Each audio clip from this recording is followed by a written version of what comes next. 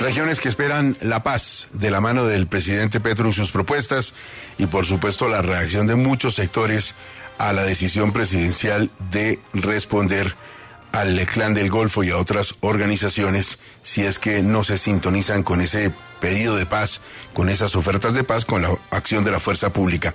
Nos acompaña a esta hora Ricardo Giraldo, es abogado de las autodefensas gaitanistas de Colombia, el Clan del Golfo. Abogado Giraldo, buenos días, ¿cómo está usted?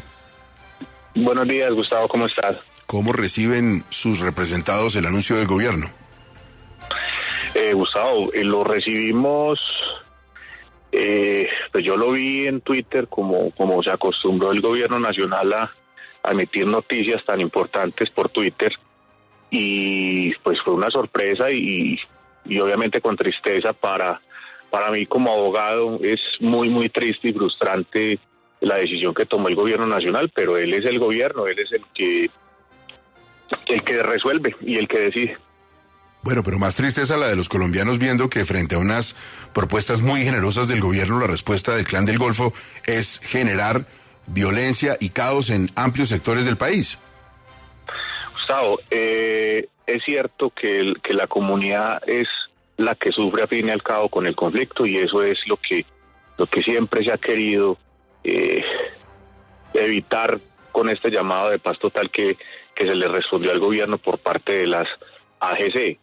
¿Qué es lo que pasa, Gustavo? Que esas informaciones que el gobierno dice tener, esa evidencia que el gobierno dice tener de que ellos son los que están detrás de los actos vandálicos en el Bajo Cauca y en el Nordeste, nunca fue ni cotejada, ni verificada, ni mucho menos se conformó el sistema de monitoreo y verificación al cese bilateral al fuego, que era el único mecanismo que podía servir para saber si eran ellos o no eran los que estaban causando esto.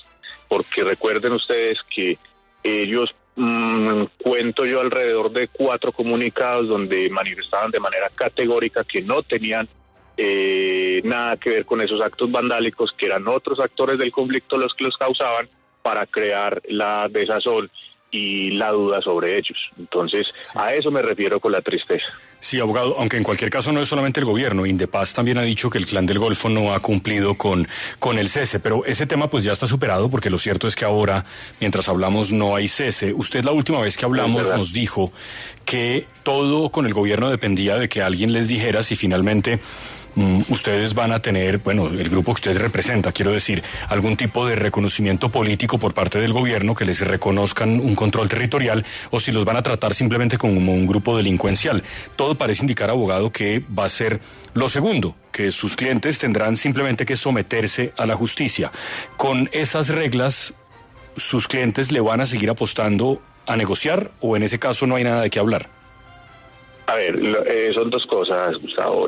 Jamás he dicho que se espera un reconocimiento político, un estatus político. Recuerde que lo primero que dije, que era independiente del nombre que se le pusiera a lo que el gobierno quiere, paz total, la consigna de las AGC y el Estado Mayor era una, y era lograr la paz. Que lo que se necesitaba era claridad jurídica de cuáles iban a ser esos mecanismos.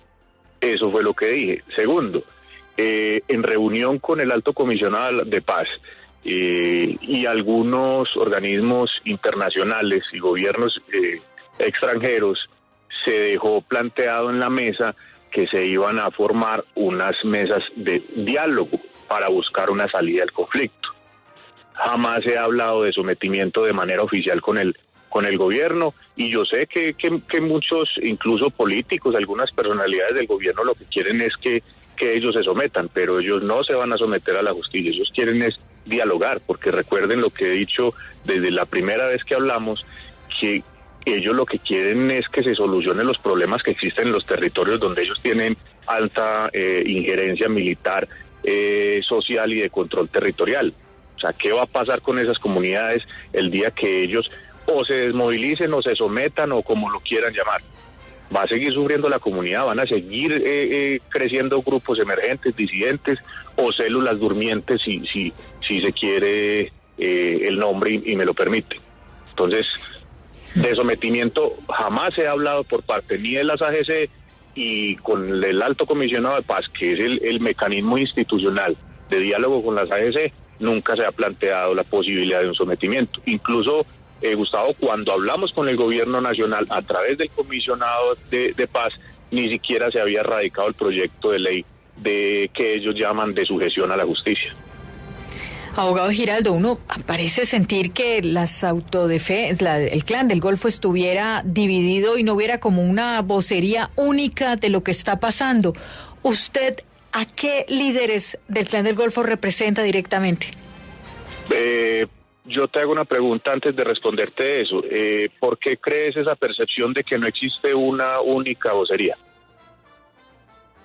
Contradictorios. Mientras usted afirma que pues hay avances, hay intención, pues uno ve que lo que hay en el campo es que se desconocen estos acuerdos bilaterales, estos acuerdos de posibilidad del cese al fuego.